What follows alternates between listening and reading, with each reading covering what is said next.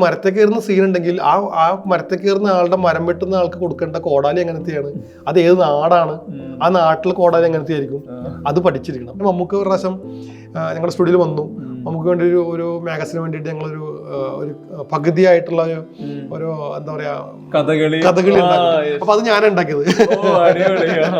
ആദ്യമായിട്ട് സിനിമയിൽ എനിക്ക് അവസരം കിട്ടുന്നത് ഒരു ഹോളിവുഡ് മൂവിയിലായിരുന്നു. ജെയിംസ് അവറി, ഇസ്മായിൽ മർച്ചന്റെ പ്രൊഡക്ഷന്റെ ഇതിലുള്ള MIP പ്രൊഡക്ഷൻസിന്റെ ബാനറിലുള്ള കോട്ടൺ മെയിൽ എന്ന സിനിമയാണ് ആദ്യമായിട്ട് ഞാൻ അസിസ്റ്റന്റ് ആയിട്ട് വർക്ക് ചെയ്യുന്നത്. അന്ന് എറണാകുളത്ത് 3 or 4 ATM ഉള്ളൂ, ആകെ ATMകളുള്ളൂ. അങ്ങനെയാണ് നമുക്ക് അപ്പോൾ സാറേ ഇത് നമുക്ക് തുറന്നു കാണാൻ പറ്റില്ല എന്ന് പറഞ്ഞു. അപ്പോൾ നീ നിന്റെ ഐഡിയയിൽ സാധനം ഉണ്ടാക്കുന്നു പറഞ്ഞു. അങ്ങനെയാണ് നമ്മൾ പ്ലാൻ ചെയ്യുന്നത്. ഇതിന് കാർഡ് ഇട്ട് കഴിഞ്ഞാൽ കാർഡിനെ വലിച്ചെടുക്കുന്നത് ഇങ്ങനെയാണ്, അതിന് റീഡ് ചെയ്ത് ഇങ്ങനെയാണ് വേണ്ടൊക്കെ വെച്ചിട്ട്. അപ്പോൾ ടെക്നോളജി ഭയങ്കര ടെക്കിയാണല്ലോ കാണിക്കുന്നത്. പക്ഷേ ഈ ടെക്കിയുടെ ഉള്ളിൽ ഞങ്ങളിരിക്കുന്നത് അതായത് ബാച്ചലർ പാർട്ടിയിൽ ഒറ്റൊരു വീടാണ്. പല സാധനമുണ്ട്. കൊച്ചി ഷൂട്ട് ചെയ്തിരിക്കുന്നതും മുതൽ കാണിച്ചിരിക്കുന്നത് എല്ലാം ഒറ്റ വീടാണ്. ഷൂട്ട് ചെയ്തിരിക്കുന്നത് പനമ്പിളിനാറാണ്. ഇപ്പോഴത്തെ പനമ്പിളിനാർ എന്ന് പറഞ്ഞാൽ തിരക്കുള്ള പനമ്പിളി. ആ പനമ്പിളിനാറുള്ള ഒരു സപ്ലൈകോന്റെ ബിൽഡിംഗ് ഉണ്ട്. അതിനകത്താണ് നമ്മൾ ചൂസ് ചെയ്തിട്ട് നമ്മൾക്ക് ഷൂട്ട് ചെയ്യേണ്ട ഏരിയാസ് മാത്രം നമ്മൾ പഴയതാക്കി മാറ്റിക്കൊണ്ടായിരുന്നു സാധനം ചെയ്തിരുന്നത്. നമുക്കൊന്ന് ഇറങ്ങും, നമുക്കിങ്ങനെ നോക്കും. എനിക്ക് വിളിച്ചു, എന്തോടത് കുറച്ച് പണി കിട്ടി നാഗാലാൻഡ് ഗംഭീരമുണ്ട് കലക്കി. ആ ഒരു വാക്കാണ് എന്നെ ഇത്ര നാള് പിന്നീട് നമുക്കിടെ വർക്ക് ചെയ്യാനും ആ ഒരു കോൺഫിഡൻസ് തരുന്നുണ്ടല്ലോ.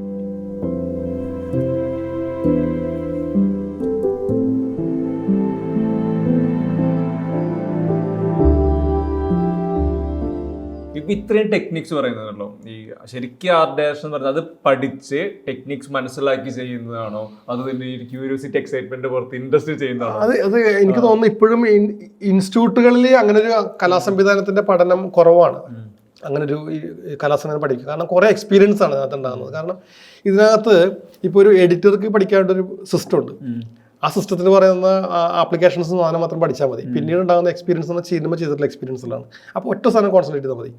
അതേപോലെ തന്നെ ഒരു മ്യൂസിക് ഡയറക്ടർക്കാണെങ്കിൽ മ്യൂസിക് മാത്രം കോൺസെൻട്രേറ്റ് ചെയ്താൽ മതി. പക്ഷെ ഞങ്ങളെപ്പോലത്തെ ആൾക്കാർക്ക് അങ്ങനെയല്ല.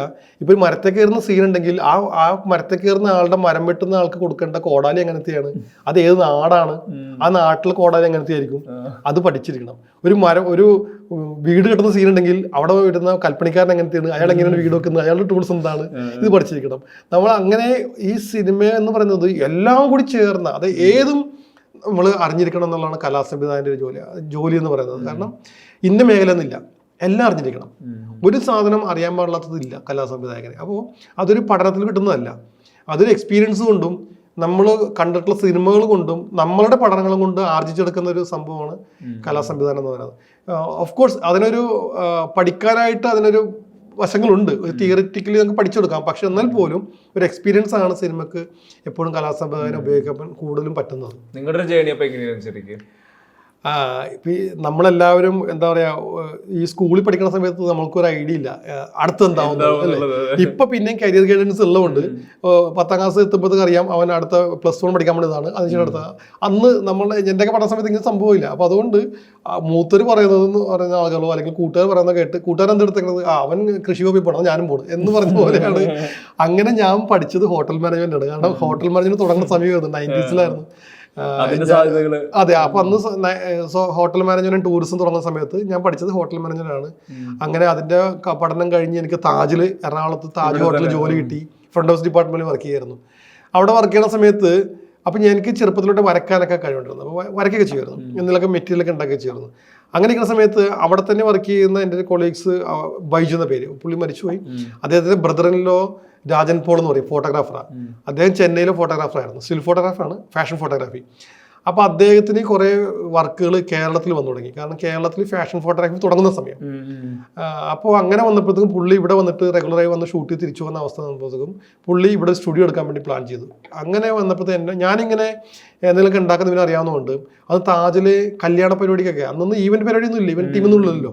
അപ്പോൾ വലിയ മാരേജൊക്കെ വരുമ്പോഴത്തേക്കും എന്നോട് ചോദിക്കും ഇങ്ങനെ ഉണ്ടാക്കി കൊടുക്കാം. അപ്പോൾ ഞാൻ പോയിട്ട് അവിടെ കുതിരനെ ഉണ്ടാക്കി ഒരു ആർച്ചൊക്കെ ഉണ്ടാക്കി കൊടുത്തൊക്കെ പൈസ ഒന്നും കിട്ടില്ല, നമ്മളവിടെ വർക്ക് ചെയ്യാൻ നോക്കാറല്ലേ, അങ്ങനെ ചെയ്യുമായിരുന്നു. അപ്പോൾ അത് കണ്ടിട്ട് പറഞ്ഞാൽ ഇങ്ങനെ ചേട്ടൻ വരുന്നുണ്ട്, അപ്പോൾ എനിക്ക് വേണമെങ്കിൽ ചേട്ടനൊപ്പം വേണ്ടി ജോയിൻ ചെയ്യാവുന്നു. അങ്ങനെ ഞാനിവിടെ പുള്ളി വന്നപ്പോഴത്തേക്കും പുള്ളിയുടെ കൂടെ ഞാൻ പോയത് എന്താണെന്ന് പഠിക്കാൻ വേണ്ടിയിട്ട് എന്തൊക്കെയാണ്. അപ്പോഴാണ് പുള്ളിനോട് വരക്കാറിയാമോ, ഞാൻ വരക്കാറിയാന്ന് പറഞ്ഞു.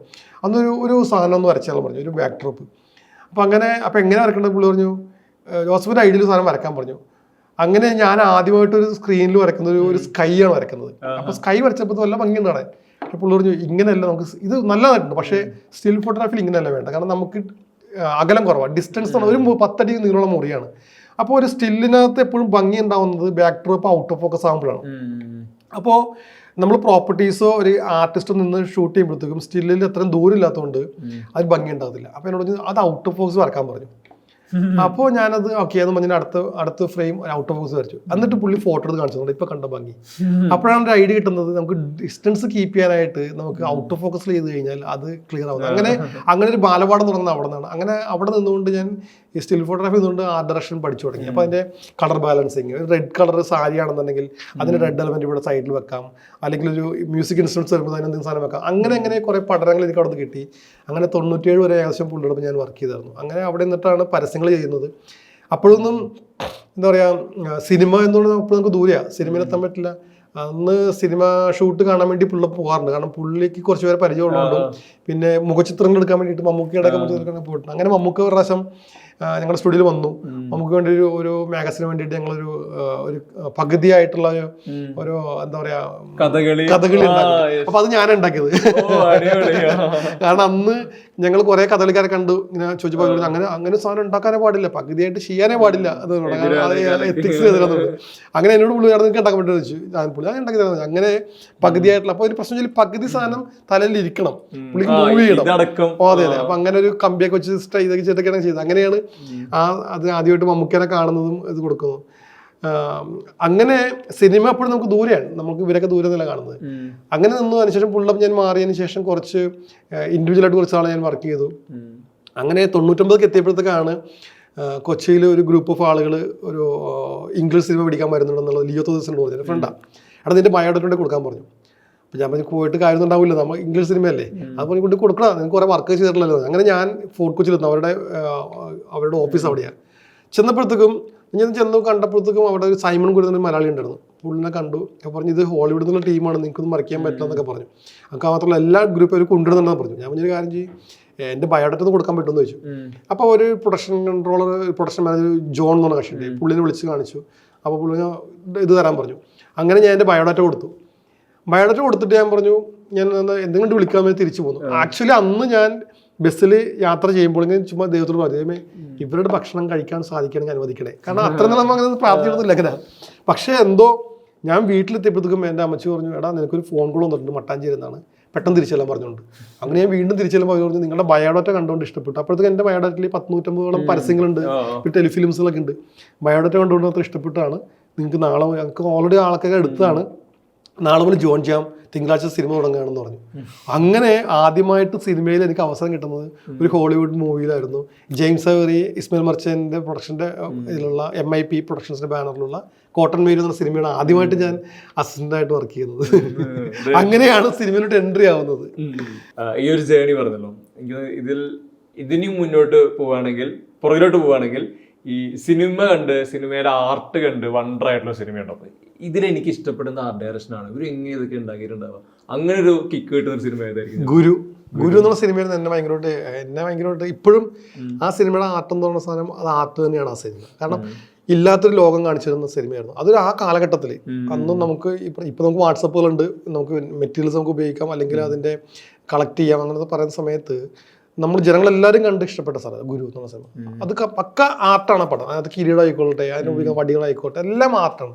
അങ്ങനെയാണ് ഈ മുത്തുരാജന്റെ ഒരു ഫാനായി മാറിയത്. പക്ഷെ അദ്ദേഹം തന്നെ എന്നെ സിനിമയിലേക്ക് വിളിക്കുമ്പോൾ ഭയങ്കര ഭയങ്കര കോൺസെൻട്രേറ്റ് ആയിരുന്നു. കാരണം അങ്ങനത്തെ അദ്ദേഹത്തെ കാണാൻ പറ്റുമോ എന്നറിയില്ല, കാരണം തമിഴനാണ് അദ്ദേഹം, ഇവിടെ ഇല്ല എന്നറിയുന്ന സ്ഥലത്ത് നമുക്കിങ്ങനെ പരിചയപ്പെടാൻ പറ്റാത്ത സമയത്താണ് അദ്ദേഹം എന്നെ വിളിക്കുന്നത്. അത് ഭയങ്കര ഒരു കോൺഫിഡൻസ് ആയിരുന്നു. കാരണം അത് എനിക്ക് നമുക്ക് ഓരോ വഴികളുണ്ടല്ലോ, നേരത്തെ പറഞ്ഞ പോലെ നമ്മളെ ഗൈഡ് പോകുന്ന അങ്ങനെയായിരുന്നു. അവിടെ നിന്നുള്ള ചെയ്യുന്നതിൽ പല സിനിമകൾ വരുന്നുണ്ട്. ഈ നമ്മൾ നേരത്തെ ഇപ്പോൾ ഒളിമിനന്തോനകത്ത് ടെക്നിക്കാലിറ്റി പറ്റി പറഞ്ഞല്ലോ, പക്ഷെ ഇങ്ങനെയൊക്കെ ചെയ്യാൻ പറ്റുമെന്നൊക്കെ തോന്നിപ്പിക്കുന്ന തരത്തില് അതുപോലെ ഒരു ക്യൂരിയസ് ഫാക്ടർ ആയിരുന്നു റോബിൻ ഹുഡ്.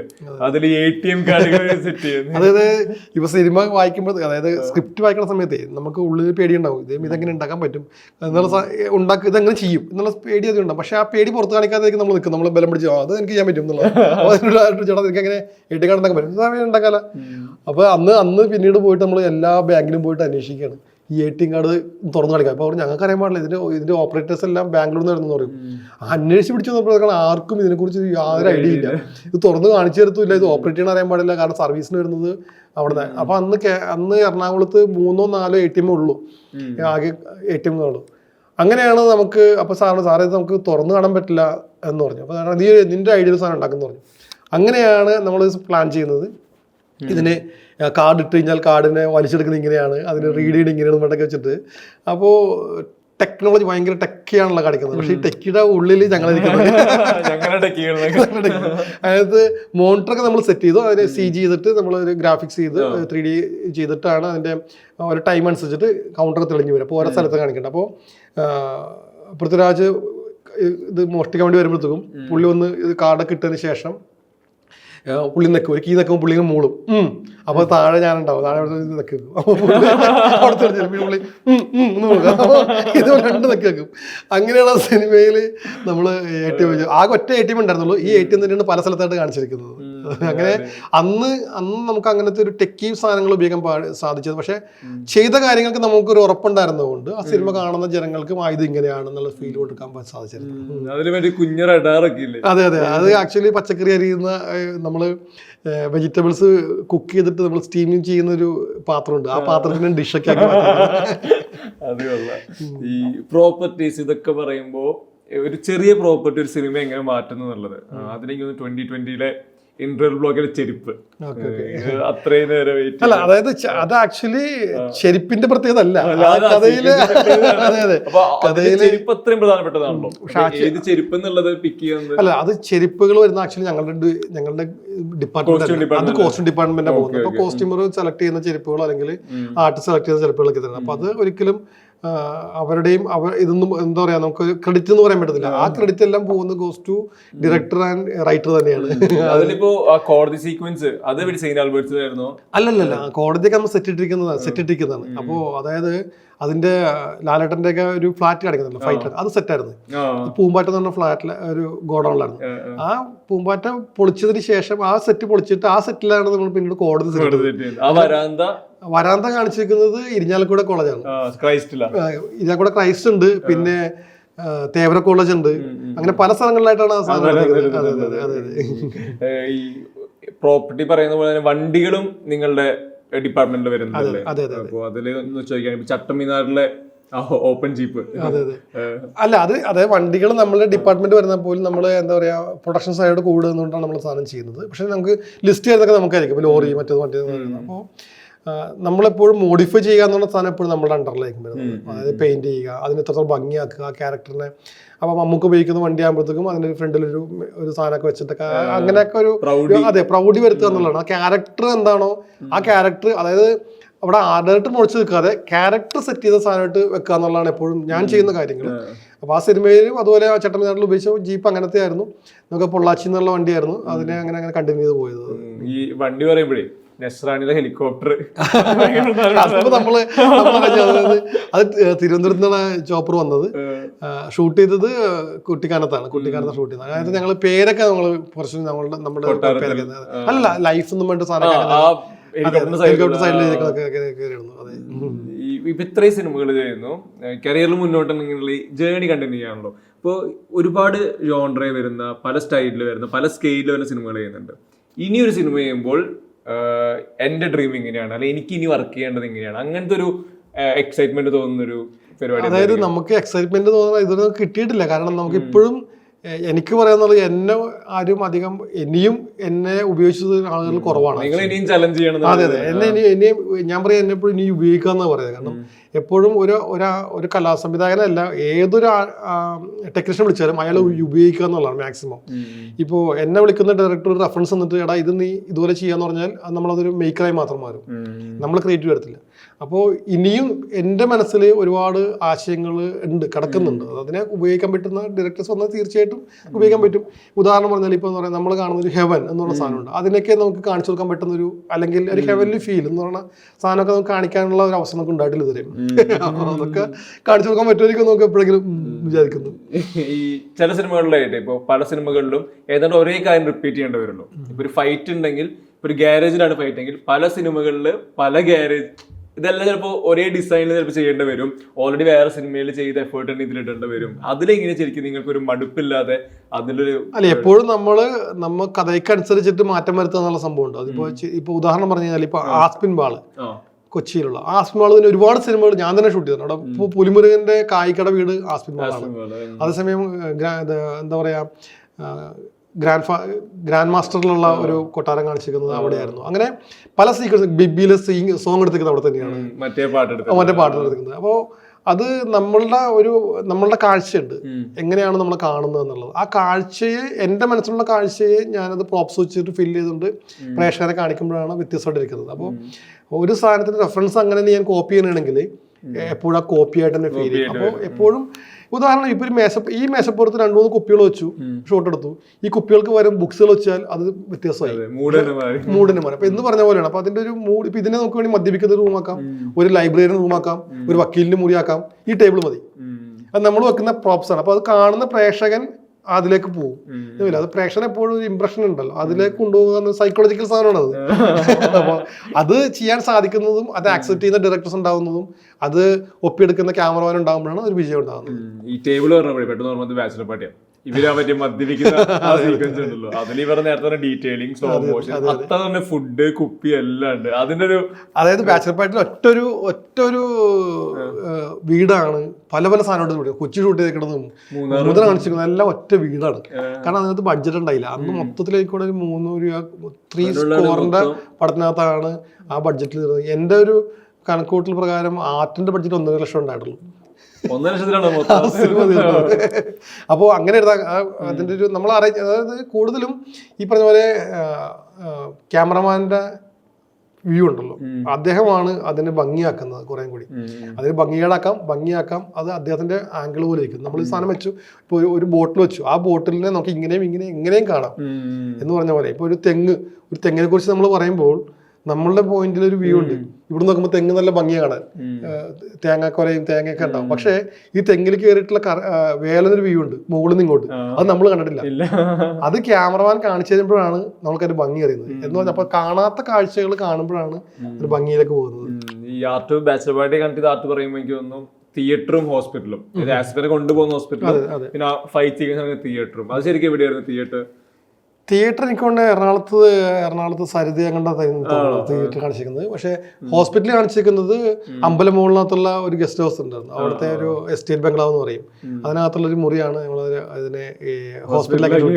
അത് ആക്ച്വലി ഹോസ്പിറ്റലൊക്കെ ചിലവെന്ന് പറഞ്ഞത് എനിക്ക് തോന്നുന്നു ഒരു 10,000 രൂപയൊക്കെ ചിലവായിട്ടുള്ളത്. കാരണം കുറെ പ്ലാസ്റ്റിക് ഷീറ്റ് കൊണ്ടിട്ടിട്ടാണ് നമ്മൾ ഹോസ്പിറ്റലിൽ കാണിച്ചിരിക്കുന്നത്. അതിലേക്ക് ബാച്ചിലർ പാർട്ടി അന്ന് ഇത്രയും ചർച്ച ചെയ്യാൻ കാരണം മറ്റ് എലമെന്റ്സിനൊപ്പം തന്നെ ഈ ബ്ലഡ് മാറിയല്ലോ, പൊടിയായിരുന്നു. അല്ല അതാണ് അതേ അമലിന്റെ ഒരു ഓരോ എന്താ പറയാ, അമല് കണ്ടിട്ടുള്ള റെഫറൻസുകളായിരിക്കാം. പക്ഷെ ഇത് ചെയ്യുമ്പോൾ നമുക്ക് ഡൗട്ട് ഉണ്ടാവും, ഇത് ഭംഗിയാവുക. പക്ഷെ അത് ആ ഡൗട്ട് അമലിന് ഇല്ല. ആ ഡൗട്ട് ഇല്ലാത്തത്തോളം കാലം അത് കാണുന്ന ഔട്ട്പുട്ടും അതുപോലെ തന്നെ ആയിരിക്കും. അതുകൊണ്ടാണ് അങ്ങനെ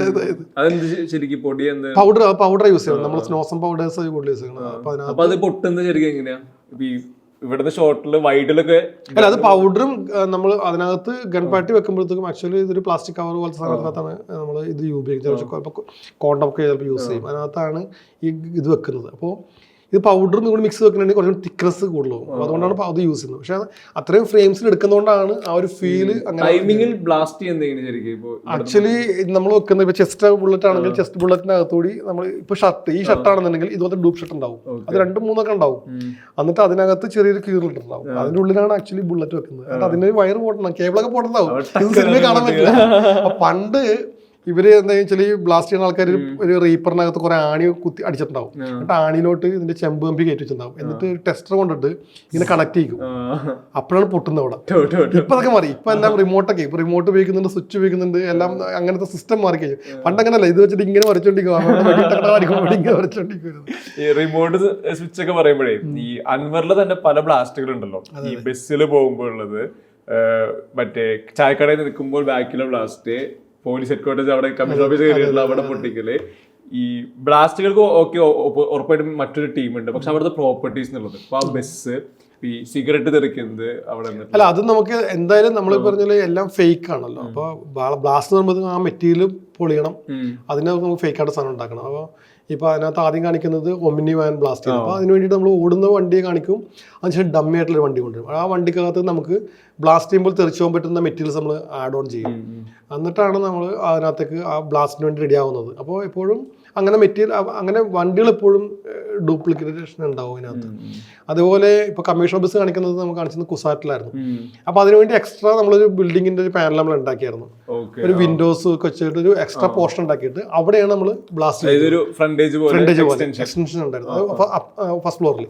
ആ ഫ്ലോറിൽ ആ ഗ്ലാസ് സാധനം നമ്മൾ ബ്ലാസ്റ്റ് ചെയ്യുന്നത്. അതുപോലെ തന്നെ പിന്നീട് ഒരു ഷോപ്പിൽ കാണുന്നത്, ഷോപ്പിൽ വെച്ചിട്ട്, അതായത് ഇവര് കോയമ്പത്തൂർ സ്പോട്ടിനെ കാണിക്കുന്ന സാധനം, അതുപോലെ ഒരു ഷോപ്പിന്റെ ഫ്രണ്ടിൽ നമ്മൾ എക്സ്റ്റെൻഡ് ചെയ്തിട്ട് ഷട്ടറുകൾ നമ്മൾ ഉണ്ടാക്കി. അതിനുശേഷമാണ് അതാണ് പിന്നീട് ഷോപ്പിന്റെ ഇതായിട്ട് ഷോപ്പിനകത്ത് കയറുമ്പോഴാണ് സാധനം കാണിക്കുന്നത്. അതിനകത്തായിരുന്നു. പിന്നെ ബസ്സിൽ നിന്ന് ഇരിക്കുമ്പോഴാണ് ബാക്കിൽ പൊട്ടുന്നത്. അതായിരുന്നു ഒമിനി വാൻ പൊട്ടുന്നത്. പിന്നെ ബോട്ടായിരുന്നു അവസാനം. അത് നമ്മൾ രാമേശ്വരത്ത് ഷൂട്ട് ചെയ്തത്, ധനുഷ്കോടിയിലായിരുന്നു. അത് ബോട്ടിനകത്തായിരുന്നു. അത് റിയൽ ബോട്ടിനാണ് വെച്ച് ഷൂട്ട് ചെയ്തിരിക്കുന്നത്. അതിനകത്ത് നമുക്ക് അത്രയും വലിയ ബോട്ടിനെ ഡമ്മി ഉണ്ടാക്കാൻ ക്യാഷ് ഇല്ലാത്തതുകൊണ്ട് റിയൽ ബോട്ടിനെ വരുത്തിയിട്ട് അതിനകത്ത് നമ്മൾ മൊത്തം കവർ ചെയ്ത് റെഡിയാക്കിയതിന് ശേഷമാണ് ആ സാധനം ഷൂട്ട് ചെയ്തത്. അൻവർ റിലീസിൽ കണ്ടിരുന്നോ? തിയേറ്ററിൽ ഇല്ല, പോയിട്ടില്ല, കണ്ടില്ല. ഈ ഇത്രയും സിനിമകൾ പറയുമ്പോഴേ ഈ റൺവേ ഭയങ്കര പ്രധാനപ്പെട്ടതാണല്ലോ. സ്പിരിറ്റ് ആയിരുന്നു അതിന്റെ ഏറ്റവും വലിയ എക്സൈറ്റ്മെന്റ്. ശരിക്കും സ്പിരിറ്റ് പച്ചവെള്ളം തന്നെയായിരുന്നു. അതല്ലേ, അത് പച്ചവെള്ളം തന്നെയാണ്. പക്ഷേ അത് ഈ പറഞ്ഞ ഐസിൽ കൊണ്ടുവന്ന സീരിയൽ അതൊന്നും ഭയങ്കര ബ്രില്യന്റ് ആണല്ലോ. അതെ, ഐസിലും ഗ്യാസ് കുറ്റിക്കകത്തൊക്കെ കൊണ്ടുവരുന്നത്. അപ്പോൾ അതിനകത്ത് നമുക്കെന്ന് വെച്ചാൽ എനിക്കൊരു ചലഞ്ച് എന്താണെന്ന് വെച്ചാൽ ഐസിനകത്ത് നമ്മൾ പ്ലാസ്റ്റിക് കവർ എടുത്ത് വെക്കുമ്പോൾ അത് കട്ടായി പോകും. പക്ഷെ കാണിക്കുമ്പോൾ ഫ്രീസാതെ കാണിക്കാം. അപ്പോൾ അതുകൊണ്ട് നമ്മൾ ഐസ് ഉണ്ടാക്കിയപ്പോഴത്തേക്കും ഒരു ഇരുമ്പിന്റെ ഷേപ്പ്, ഈ കവറിന്റെ ഷേപ്പുള്ള ഇരുമ്പ് കൊണ്ടിട്ട് നമുക്ക് ഐസുകാരൊക്കെ കൊണ്ട് കൊടുത്തു. എന്നിട്ട് അത് വെച്ചിട്ടാണ് അവർ ഐസ് ഉണ്ടാക്കിയത്. എന്നിട്ട് അത് നമ്മൾ എടുത്ത് മാറ്റും. എന്നിട്ട് ഷോട്ടിന് തൊട്ടുമുമ്പാണ് ആക്ച്വലി കവർ വെക്കുന്നത്. അപ്പോൾ ഷോട്ട് റെഡിയായെന്ന് പറഞ്ഞാൽ സാധനം കവർ വെക്കുന്നു, ഉടനെ തിരിച്ചെടുക്കും. അതല്ലേ വീണ്ടും അങ്ങനെയൊക്കെയായിരുന്നു സ്പിരിറ്റ് അത് കാണിച്ചിരുന്നത്. ഈ റൺവേരെ എനിക്ക് തോന്നുന്നു ആ പാട്ടുണ്ടല്ലോ, ഈ പാട്ടിനെ അവിടെ സെറ്റ് ചെയ്യുന്നത്, ഇത്രയും വണ്ടികൾ. അത് നമ്മൾ പൊള്ളാച്ചിയാണ് ഷൂട്ട് ചെയ്യുന്നത്, പൊള്ളാച്ചിയിലാണ്. അപ്പൊ അന്നൊക്കെ എനിക്ക് അന്നും ഇപ്പോഴാണ് പിന്നെയും അങ്ങനത്തെ ഒരു മാസ് സിനിമയിൽ ഒരു മാസ് പാട്ടുകൾ ഒഴിവാക്കി തുടങ്ങിയത് ഇപ്പോഴൊക്കെയാണ്. അന്ന് എല്ലാ സിനിമയിലും ഒരു പാട്ട് മസ്റ്റായിരുന്നു. അപ്പൊ അങ്ങനെ ഓസനാമ എന്ന പാട്ട് ഷൂട്ട് ചെയ്തത് പൊള്ളാച്ചിയിലാണ് അവസാനം ഷൂട്ട് ചെയ്തിരിക്കുന്നത്. അത് ഞങ്ങള് കൂടുതലും ഇവിടെ ഇപ്പൊ വാളയാറ് സെറ്റിട്ട് അതിന്റെ മെറ്റീരിയൽസ് ഒക്കെ എടുത്തിട്ടൊക്കെയാണ് അവിടെ കൊണ്ടുപോയി സാധനം ഷൂട്ട് ചെയ്തത്. ഈ വാളയാർ സെറ്റ് ഇടുമ്പോൾ ശരിക്കും ഒറിജിനൽ വാളയാറിന്റെ റെഫറൻസ് എടുത്തിട്ടുണ്ട്. അതെ, കാരണം ഞങ്ങള് വാളയാറ് ഷൂട്ട് ചെയ്തത് ആദ്യം പ്ലാൻ ഉണ്ടായിരുന്നത്. പക്ഷെ അവിടെ ചെന്നപ്പോഴത്തേക്കാണ് മനസ്സിലാവുന്നത്, ഭീകരത മനസ്സിലാവുന്നത്, നമുക്ക് ഒരിക്കലും വണ്ടിയിൽ നിന്ന് ഇറങ്ങി നമുക്ക് ഷൂട്ട് ചെയ്യാൻ പറ്റില്ല. കാരണം ഭയങ്കര ക്രൗഡാണ് അവിടെ. അപ്പൊ കുറച്ച് നീങ്ങിയിട്ട് ഷൂട്ട് ചെയ്യുന്ന ആദ്യം പ്ലാൻ ചെയ്തു. പക്ഷെ അവിടെയും നമുക്ക് റോഡ് ബ്ലോക്ക് ചെയ്യാൻ പറ്റില്ലായിരുന്നു. അങ്ങനെ എന്ത് ചെയ്യുമെന്ന് അറിയാണ്ട് സെറ്റ് ഇടാം എന്ന് പ്ലാൻ ചെയ്ത് തിരിച്ചു വരുന്ന വഴിക്കാണ് കളമശ്ശേരി എന്നുള്ള സ്ഥാനത്തേക്ക് ഓപ്ഷൻ വരുന്നത്. അപ്പൊ വരുമ്പോൾ കളമശ്ശേരിയിൽ ഇങ്ങനെ ലോഡ് എടുക്കാൻ വേണ്ടി നടക്കുന്ന ലോറികൾ കാണാറുണ്ട്. അവിടെ ഒരു സ്റ്റേഷനുണ്ട്, യാർഡുണ്ട്. അപ്പോൾ അവിടേക്ക് വരുന്ന വണ്ടികൾ ഇങ്ങനെ ലൈൻ കിടക്കുന്നുണ്ടായിരുന്നു. അത് കണ്ടപ്പോൾ ഇത് കൊള്ളാൽ, ഇത് വാളയാർ പോലെ ഉണ്ടല്ലോ. അങ്ങനെ ഇറങ്ങി നോക്കുമ്പോഴാണ് ആ പ്രദേശം നമുക്ക് വാളയാറാക്കാൻ പറ്റുന്ന വിധത്തിലാക്കി. അങ്ങനെയാണ് അവിടെ ചെക്ക് പോസ്റ്റ് കളമശ്ശേരിയിൽ ഉണ്ടാകുന്നത്. ഈ പാട്ട് പറഞ്ഞപ്പോഴേ കസിൻസിലെ പാട്ട്, അത് അന്ന് വരെയുള്ള ഏറ്റവും ചെലവേറിയ പാട്ടായിരുന്നു.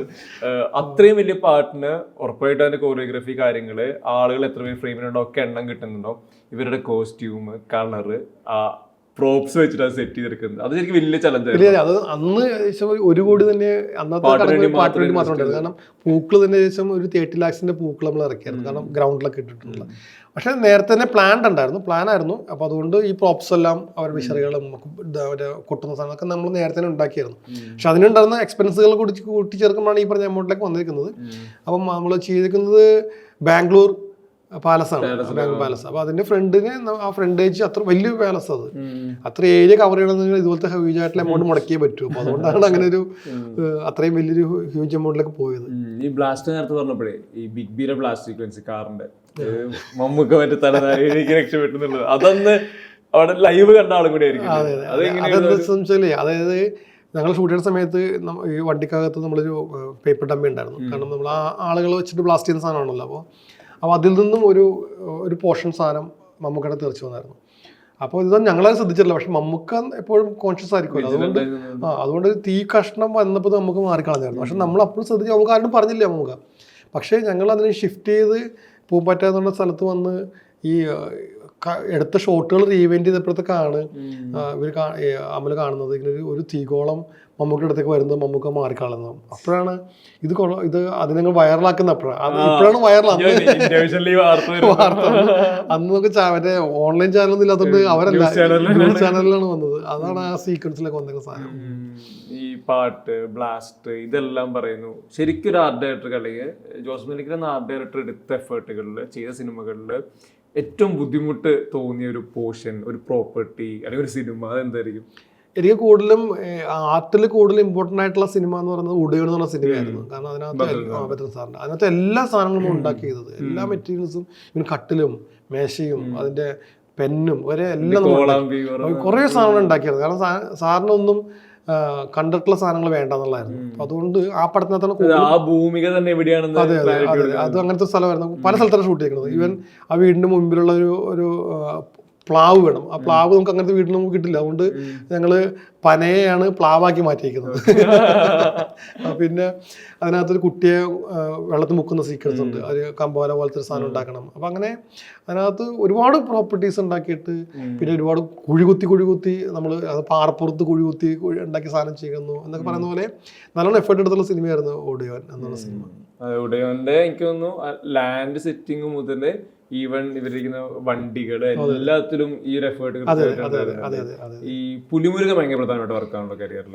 അതിലെ ഈ മുരുകന്റെ പ്രോപ്പർട്ടീസ് മുരുകന്റെ വീട് അല്ലെങ്കിൽ അതിന്റെ ജംഗ്ഷൻ പിന്നെ ക്ലൈമാക്സ് ഗുഹ ഇതൊക്കെ സെറ്റ് ചെയ്യായിരുന്നു. മുരുകന്റെ പ്രോപ്പർട്ടീസ് ഡയറക്ടർ കുറേ സാധനങ്ങൾ ആദ്യം സ്കെച്ച് നമ്മൾ ലൈൻ സ്കെച്ച് ഇട്ടായിരുന്നു. അപ്പോൾ നമ്മുടെ കൂട്ടത്തിലുള്ള ഒരു കൃഷിയാണ് സ്കെച്ച് ഇട്ടത്. അപ്പോൾ അതിനകത്ത് കുറേ മെറ്റീരിയൽസ് വരച്ചിട്ടുണ്ടായിരുന്നു. അപ്പോൾ അതിൽ നിന്ന് ഒന്നാണ് സെലക്ട് ചെയ്തത്. അപ്പോൾ ഇതിനെ ഉണ്ടാക്കാൻ വേണ്ടിയിട്ട് നമുക്കറിയാം ഇത് ഷൂട്ട് ചെയ്യുന്ന സമയത്തെല്ലാം ഇത് പൊട്ടിപ്പോകാൻ പാടില്ല. അതുകൊണ്ട് ഒറിജിനൽ ലെതർ നമ്മൾ ബാംഗ്ലൂരിൽ നിന്ന് ലെതർ വരുത്തിയിട്ട് ആ ഒറിജിനൽ ലെതറിൽ തന്നെയാണ് എല്ലാ മെറ്റീരിയൽസ് ഉണ്ടാക്കിയത്. അപ്പോൾ എപ്പോഴും ഈ ചെരുപ്പുകളൊക്കെ ഉപയോഗിക്കുന്ന എപ്പോഴും ലാലേട്ടൻ്റെ കോസ്റ്റ്യൂമറാണ് ഇത് കൊണ്ടുവരുന്നത്. അപ്പോൾ അങ്ങനത്തെ ആ സൈസുള്ള ചെരുപ്പ് കൊണ്ടുവന്നതിന് ശേഷം ആ ചെരുപ്പിനോട് നമ്മൾ അറ്റാച്ച് ചെയ്യുന്നു.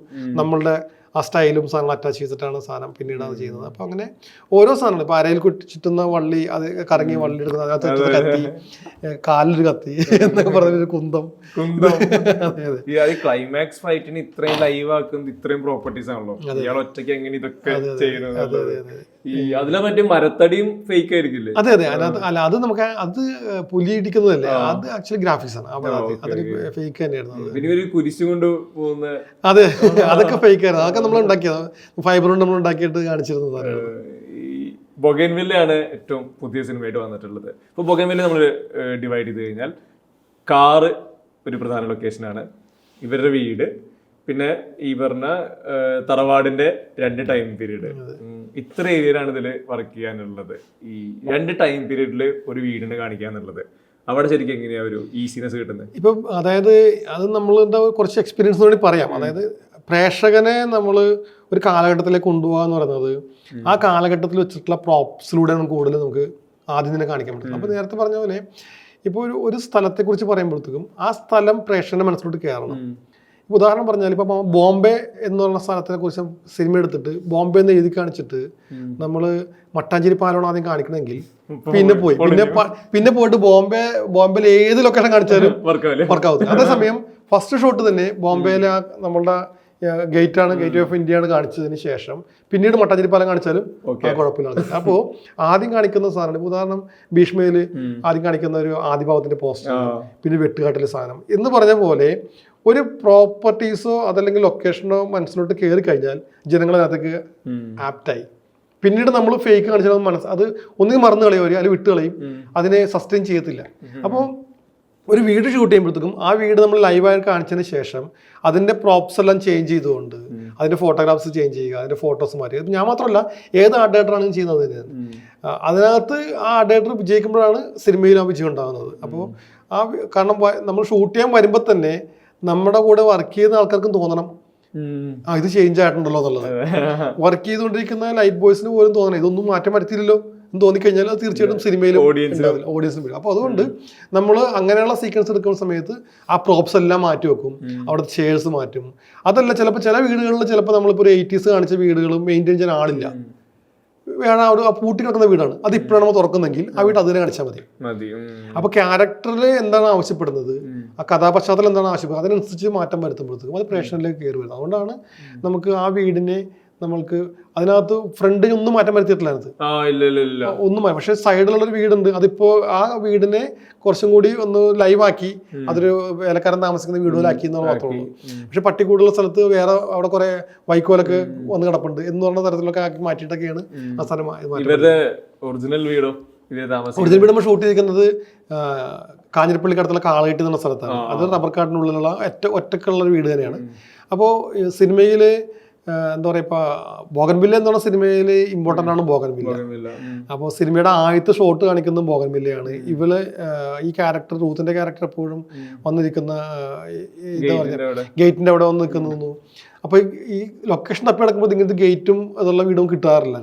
അങ്ങനെ നമ്മൾ അവിടെ ഫേക്ക് ആയിട്ട് ഒരു ഗേറ്റ് ഉണ്ടാക്കി, ഒരു മതിലുണ്ടാക്കി, അത് സെറ്റ് ഇട്ടതാണ്. അതിനുശേഷം നമ്മളവിടെ ബോഗൻവില്ല നമ്മൾ സെറ്റാക്കി. ഒറിജിനൽ ബോഗൻവില്ല ഉണ്ട് അതിനകത്ത്, പക്ഷെ എല്ലാം സെറ്റാണ് നമ്മള്. അതുപോലെ ഈ ഹോസ്പിറ്റലും ഭയങ്കര പ്രധാനപ്പെട്ടതാണല്ലോ. അതെ അതെ, ഹോസ്പിറ്റൽ സെറ്റ് അല്ല, അത് ഓൾറെഡി ഉള്ള സ്ഥലത്തിന്. അതും നമ്മൾ വാഗമണ്ണ് തന്നെയാണ്. വാഗമണ്ണിൽ നിന്ന് കുറച്ചുകൂടി ദൂരെ പോയിട്ടുള്ള സ്ഥലത്താണ് ഹോസ്പിറ്റൽ ചെയ്തിരുന്നത്. അത് പഴയ ഇപ്പോഴും ബ്രിട്ടീഷുകാർ ഉപയോഗിച്ചിരുന്ന കാലത്തുള്ള ഹോസ്പിറ്റലാണ്. ഇപ്പോഴും അത് അങ്ങനെ തന്നെ ഹോസ്പിറ്റലാണ്. ഈ പഴയ കാലഘട്ടം പറഞ്ഞപ്പോഴേ അതിൽ ഈ ഭീഷ്മപർവം ചെയ്യാന്നുള്ളത് വലിയ ചലഞ്ചാണല്ലോ ശരിക്കും. രണ്ടുപേരും ഞാൻ ചോദിക്കാം, ഭീഷ്മപർവം ഉണ്ട്, വെണ്ണീച്ചല വ്യാപാരി ഉണ്ട്, രണ്ടും മമ്മൂക്കയാണ് രണ്ട് പീരിയഡിൽ സെറ്റ് ചെയ്തത്. ഭീഷ്മപർവത്തിനാണെങ്കിൽ ആ കോവിഡ് ടൈമിലാണല്ലോ ഷൂട്ട് ചെയ്യുന്നത്. അത്രയും റെസ്ട്രിക്ഷൻസ് ഉള്ള സമയത്താണ്. ഈവൻ വർക്ക്, സൂപ്പർ മാർക്കറ്റ്, പഴയ ഇവരുടെ വീട്, വണ്ടികള്, ഈ റോഡ്, ഒരു പുതിയൊരു സ്ട്രീറ്റ് ലൈറ്റ് കണ്ടാൽ വരെ അത് പാളിയല്ലോ. അത് ശരിക്കും ഭീഷ്മപർവ ചെയ്യാന്നുള്ളത് വലിയൊരു ഉത്തരവാദിത്തം. അതായത് ഇത് പറഞ്ഞാൽ നമ്മൾ ഓരോ പ്രോപ്സും നമുക്ക് ഇപ്പോഴത്തെ കാലഘട്ടത്തിൽ നമ്മൾ ഉണ്ടാക്കിയെടുക്കേണ്ടി വരും. കാരണം ഇപ്പൊ അതിനകത്ത് ഇപ്പൊ വർക്ക് സൂപ്പർ മാർക്കറ്റിൽ ഒരുപാട് പാത്രങ്ങളും ടിന്നുകളും അങ്ങനെ അല്ലെങ്കിൽ കുട്ടിക്കൂറ പൗഡറുകൾ, സോപ്പുകൾ, ഇതെല്ലാം നമ്മൾ ഫേക്ക് ഉണ്ടാക്കിയിട്ട് അതിന്റെ ഡിസൈൻ ചെയ്ത് അതിന്റെ കവറുകൾ ഉണ്ടാക്കി അങ്ങനെ ഒരു മാസത്തെ പണിയാണ്.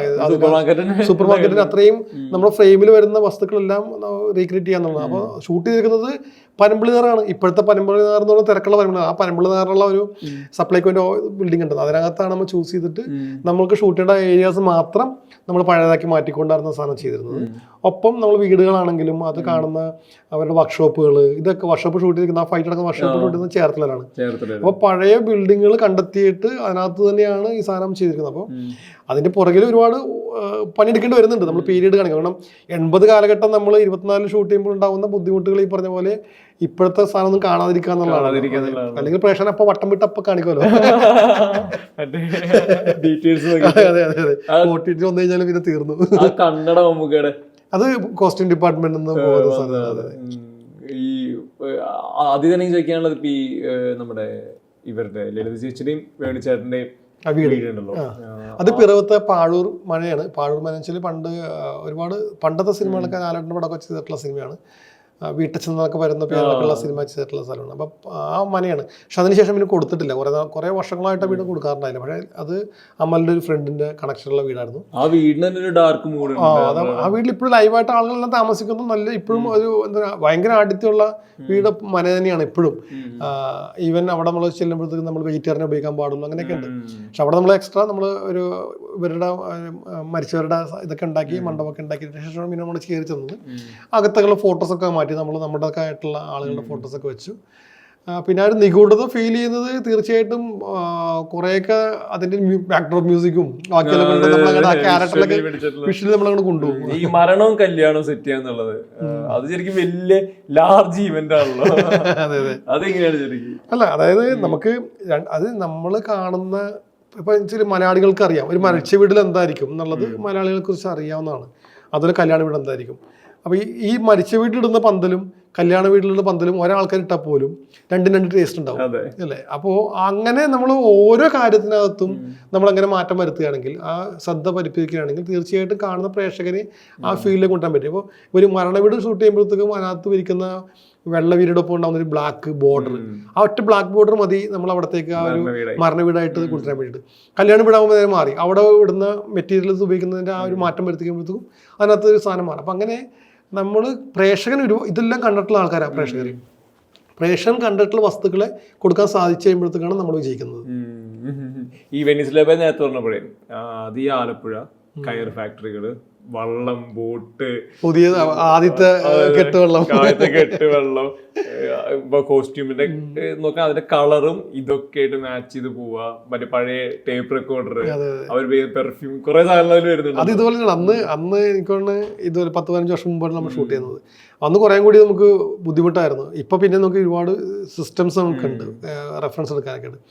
അത് നമ്മൾ കാവാലത്താണ് നമ്മൾ സെറ്റ് ഇട്ടിരുന്നത്. ആ കട ചായക്കടയൊക്കെ ജംഗ്ഷൻ സെറ്റ് ഇട്ടിരിക്കുകയാണ്. അപ്പോൾ അതിനകത്ത് ഇതേപോലെ തന്നെ ഡയറക്ടർ പറയുമ്പോഴത്തേക്കും നമ്മൾ വിശ്വസിച്ചിട്ടാണല്ലോ ഏൽപ്പിക്കുന്നത്. അപ്പോൾ കഥ വായിച്ചു കഴിയുമ്പോഴത്തേക്കും 80 കാലഘട്ടമാണ്, ആദ്യമായിട്ടൊരു വ്യാപാരി ഇവിടെ വരുന്നു, അദ്ദേഹം മാറ്റം വരുന്നു പറയുന്നത്.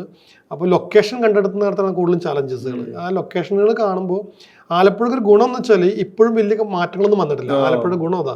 ബിലാലിന് വേണ്ടി അമലേട്ടൻ എടുക്കുന്ന ഒരു എഫേർട്ട് ഉണ്ട്, അത്ര എഫേർട്ട് നിങ്ങളും തലയില് തീർച്ചയായിട്ടും നമുക്ക് വേണ്ടി കാണാം. പക്ഷെ അത് ഇപ്പോഴും എന്താണെന്നുള്ളത് ഇപ്പൊ അമലിന്റെ മനസ്സിന്റെ ഉള്ളിലാണ് ആ സാധനം ഉള്ളത്. വേറെ ആർക്കും അറിയാൻ പാടില്ല, കൂടെയുള്ളവർക്ക് പോലും അതിനെ കുറിച്ച് അറിയില്ല. അപ്പൊ ഞങ്ങൾക്ക് അറിയില്ല അത് എപ്പോ അനൗൺസ് ചെയ്യണോ അതിന്റെ പിറ്റേ ദിവസമൊക്കെ നമ്മളൊക്കെ അറിയാൻ വേണ്ടിയുള്ളൂ ഇതാണ് സാധനം. ഈ അവസാനമായിട്ട് ചോദിക്കുകയാണെങ്കിൽ ഇതെന്റെ ഒരു പേഴ്സണൽ ക്യൂരിയോസിറ്റി പുറത്ത് ചോദിക്കുന്നതാണ്, ഒരു മമ്മൂട്ടി മൊമെന്റ്, ഒരു മോഹൻലാൽ മൊമെന്റ്, ഇത്രയും കാലം വർക്ക് ചെയ്തിട്ടുണ്ടല്ലോ, അത് നിങ്ങൾ ഓർത്തിരിക്കുന്ന മമ്മൂക്കയുടെ എപ്പോഴും ഒരു മൊമെന്റ്, ലാലേട്ടൻ എപ്പോഴും ഒരു മൊമെന്റ് എന്തായിരിക്കും? ലാലേട്ടൻ എപ്പോഴും മൊമെന്റ് വെച്ചാൽ എനിക്ക് ഞാൻ മരം വർക്ക് ചെയ്യുന്ന സമയത്ത് മരം ഒഴുകി വരുമ്പോഴത്തേക്കും തടി പിടിക്കാൻ വേണ്ടി പോയി നിൽക്കണം. അപ്പോൾ ചാടാൻ വേണ്ടിയിട്ട് കുറേ മദ്രാസിൽ നിന്ന് ഡൂപ്പുകൾ വന്നിട്ടുണ്ട് ലാലേട്ടൻ ഡൂപ്പിടാൻ വേണ്ടി. പക്ഷെ ഈ ഒഴുക്കിന്റെ കണ്ടപ്പോൾ ഇവർ ആരും ചാടാണ്ട് ഇവര് നോക്കുമ്പോൾ ലാലേട്ടൻ വരുമ്പോൾ കാണുന്നത് ചാടാൻ പോണ ഡൂപ്പ് റോപ്പൊക്കെ കെട്ടിയിട്ട് നിൽക്കുക. അരേ റോപ്പൊക്കെ കിട്ടി അയാളെ പിടിച്ചോണ്ടിരിക്കുകയാണ്. അപ്പോൾ അവിടെ ഇതെന്ത് ഇങ്ങനെ ഡൂപ്പാണ്, വേണ്ട എന്തിനാ പോലെ ഡൂപ്പ്, ഞങ്ങൾ ചാടിക്കോ, ഞാൻ ചാടിക്കോ ചെയ്യാണ്ട്. അങ്ങനെ ലാലേട്ടനാണ് ഇതിനകത്തേക്ക് ഇറങ്ങിത്തിരിക്കുന്നത്. അപ്പോൾ ലാലേട്ടൻ കുറച്ച് ഈ വെള്ളം ഒഴുകുന്നിടത്ത് നടന്ന് പോയി ഒരു പാറയുണ്ട്, ആ പാറപ്പുറത്ത് പോയി നിന്നിട്ട് അവിടെ നിർത്തി ചാടണം. അപ്പോൾ ഒരു എന്താ എനിക്ക് തോന്നുന്നു ഒരു 300-400 അടി നീളമുണ്ട്, അങ്ങോട്ട് പോകണം. അപ്പോൾ അങ്ങോട്ട് ചെന്നപ്പോഴത്തേക്കും ഞാൻ ലാലേട്ടനൊപ്പം പോയി. ലാലേട്ടനെ കൈ പിടിച്ച് ഞങ്ങൾ ചെല്ലുന്നു, ആ പാറപ്പുറത്ത് പോയി നിൽക്കുക. അപ്പോൾ എന്നോട് ചോദിച്ചു അപ്പോൾ ലാലേട്ടൻ എന്നോട് ചോദിച്ചു, മോനെ ഭയങ്കര ഒഴുക്കൊക്കെ ആണല്ലോ എന്ന് പറഞ്ഞു. അതേ മോൻ നീന്തറിയോ? എനിക്ക് നീന്തറിയാൻ പാടില്ല. നീന്താൻ പഠിക്കണമെന്ന് കയറിപ്പോണ്ട് എന്നിട്ട് എന്നെ ലാലേട്ടൻ നിർത്തിയില്ല അവിടെ. അപ്പോൾ ഒരു ജ്യേഷ്ഠന്റെ കരുതലും സ്നേഹവും കിട്ടുന്ന നമുക്കറിയാം. കാരണം സിനിമയിൽ അങ്ങനെയൊക്കെ പറയുന്ന ആളുകൾ അപൂർവമാണ്. അങ്ങനെ എന്നെ നിർത്താതെ ലാലേട്ടൻ എന്നെ അവിടെ നിന്ന് ഓടിച്ചു, എന്നിട്ട് ലാലേട്ടൻ ചെയ്തു. അപ്പോൾ അതെനിക്കൊരിക്കലും എൻ്റെ ലൈഫിൽ മറക്കാൻ പറ്റാത്തൊരു സംഭവമായിരുന്നു. മമ്മൂക്കയുടെ ചോദിക്കുമ്പോൾ എന്താ സംഭവിച്ചാൽ അതിനിപ്പോൾ ഓർത്തെടുക്കണം. ഒരുപാട് അവസരം കണ്ടു. എനിക്കിവിടെ പട്ടാളത്തിലാണ് മമ്മൂക്കായിട്ട് ഞാൻ ആദ്യമായിട്ട് സിനിമയിൽ വർക്ക് ചെയ്യുന്ന പട്ടാളത്തിലാണ്. അപ്പോൾ പട്ടാളത്തിൽ വർക്ക് ചെയ്യുന്ന സമയത്ത് ഞങ്ങൾ നാഗാലാൻഡ് ഷൂട്ട് ചെയ്യാൻ വേണ്ടിയിട്ട് പോയ സ്ഥലമുണ്ട്. അപ്പോൾ അവിടെ മമ്മൂക്ക അന്ന് മിലിറ്ററിയുടെ ഒരു സീക്വൻസ് ചെയ്യുന്ന സമയത്താണ് അതെ അതൊക്കെ എടുത്ത സമയത്ത്. അപ്പോൾ ഞങ്ങൾ ചെന്നതിന് ശേഷം അവിടെ ഈ നാഗാലാൻഡിൻ്റെ രീതിയിൽ നമ്മൾ ഷൂട്ട് ചെയ്യുന്ന ഒരു ആദിവാസി സ്ഥലമാണ്. അപ്പോൾ എനിക്കൊരു സംശയമുണ്ട്, ഇത് ആൾക്കാർക്ക് ഇഷ്ടപ്പെടുവോ, അല്ലെങ്കിൽ മമ്മൂക്ക് ഇഷ്ടപ്പെടുവോ? അതായത് ട്രൈബൽ കോളനി വരുമ്പോഴത്തേക്കും അപ്പം എന്നെക്കാളും കൂടുതൽ എക്സ്പീരിയൻസ് ഉള്ള ഇവർക്കൊക്കെ ഇത് കണ്ട് പരിചയമുണ്ട്. അപ്പോൾ ഇതിനകത്ത് ബഡ്ജറ്റ് കുറച്ച് കോൺഷ്യസ് ഉള്ളതുകൊണ്ട് നമ്മൾ ഉദ്ദേശിച്ച സ്ഥലത്തല്ല നമ്മൾ ഷൂട്ട് ചെയ്യുന്നത്, വേറെ സ്ഥലത്ത് ചെറ്റ് ചെയ്യുന്നത്. അപ്പോൾ ഈ ഒരു സെറ്റപ്പ് കാണുമ്പോൾ ഇവർക്ക് ഇഷ്ടപ്പെട്ടെങ്കിൽ മാത്രമാണ് അടുത്ത എല്ലാവർക്കും ഒരു കൺഫ്യൂഷൻസിലേക്ക് ഇല്ലാതെ പോകുള്ളൂ. അപ്പോൾ അന്ന് മമ്മൂക്ക് വന്നിറങ്ങുമ്പോൾ എല്ലാവരും പേടിച്ചിരിക്കുക, എന്തായിരിക്കും പറയാൻ പോകണത് എന്നുള്ളതിൽ. നമുക്ക് വന്നിറങ്ങും, മമ്മൂക്ക് ഇങ്ങനെ നോക്കും, എന്നെയും വിളിച്ചു, എന്തോടത് പണി കിട്ടി ചോദിച്ചാൽ നാഗാലാൻഡ് ഗംഭീരമുണ്ട്, കലക്കി. ആ ഒരു വാക്കാണ് എന്നെ ഇത്ര നാൾ പിന്നീട് മമ്മൂക്കയുടെ വർക്ക് ചെയ്യാനും ആ ഒരു കോൺഫിഡൻസ് തരുന്നുണ്ടല്ലോ. അതായത് നമുക്ക് കിട്ടുന്ന അപ്രീസിയേഷൻ, അത് എനിക്ക് ആദ്യമായിട്ട് കിട്ടുന്ന അങ്ങനെ മമ്മൂക്കയിൽ നിന്ന് കിട്ടുന്നത്. പിന്നെ ഞാൻ പറഞ്ഞിട്ടില്ല, മറന്നു പോകണം. കാരണം ഞങ്ങൾ മറന്നു പോകുന്ന സാധനം. പക്ഷെ നമുക്കെപ്പോഴും നമ്മൾക്കൊരു ആർട്ടിസ്റ്റ് നമ്മളുടെ മുഖത്ത് നോക്കി നമ്മൾ അപ്രീസിയേറ്റ് ചെയ്യാന്ന് പറയുന്ന സാധനം, അപ്രീഷിയേറ്റ് ചെയ്യാന്ന് പറയുന്ന സാധനം അത്രത്തോളം നമുക്ക് ലൈഫിൽ വേറെ ഒന്നും കിട്ടാനില്ല. അപ്പോൾ അത് എന്നെ സ്ട്രൈക്ക് ആയിട്ടുള്ള സാധനമാണ്. അങ്ങനെ ഒരു നാഗാലാൻഡ് സെറ്റ് ചെയ്യുമ്പോൾ നമുക്ക് വന്നപ്പോൾ സാധനം പറഞ്ഞതിനെ കുറിച്ച്. എന്തായാലും എല്ലാവിധ ആശംസകളും. ഈ നേരത്തെ പറഞ്ഞ പോലെ ജോസഫ് നെല്ലിക്കലിനെ ചലഞ്ച് ചെയ്യുന്ന, ഇനിയും കുറച്ചുകൂടെ ക്രിയേറ്റീവ് ആയിട്ട് പണിയെടുക്കാൻ പറ്റുന്ന സിനിമകൾ ഇനിയും വരട്ടെ. ജേണി കുറെ കാലം മുന്നോട്ട് പോട്ടെ. Thank you.